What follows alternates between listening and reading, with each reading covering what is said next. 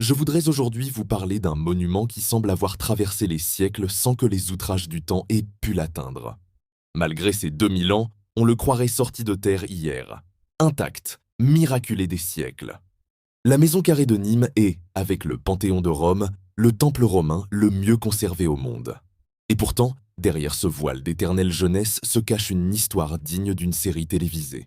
Elle fut le temple dédié au culte impérial du Forum romain, encadré par une galerie dont on peut encore voir les traces sur ces images.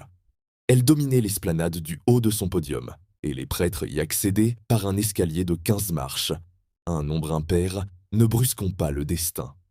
Au XVIIIe siècle, le savant nîmois Jean-François Séguier restitua l'inscription disparue du fronton. À Caius César, consul, et Lucius César, consul désigné, fils d'Auguste, prince de la jeunesse. Après la chute de l'Empire romain, la maison carrée fit office de maison communale. L'intérieur fut divisé, de nouvelles voûtes déformèrent les murs. On perça des fenêtres, on creusa un puits, on construisit un escalier, une cheminée, une cave. Plus tard, les voûtes intérieures s'étant écroulées, elle servit d'écurie. Les colonnes de l'entrée en portent encore les traces. Sous Louis XIV, Colbert fit étudier la possibilité de la déplacer. À l'intérieur fut bâtie l'église des Augustins par les moines propriétaires des lieux. Ils percèrent une nouvelle ouverture, puis se mirent en chasse d'un trésor.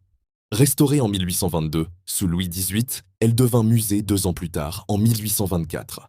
Mais ce n'est qu'en 1992 qu'elle retrouva enfin un toit fidèle à l'original, avant que ses façades ne soient entièrement restaurées entre 2006 et 2010.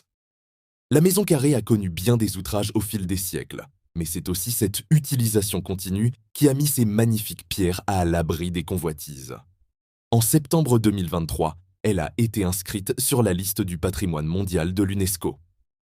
Avant de terminer la visite, partez à la recherche des 5 oiseaux cachés dans la frise. Ils font face au carré d'art. Je souhaite que ce bref reportage vous ait plu et, si c'est le cas, n'hésitez pas à le partager et à vous abonner. À bientôt, je l'espère.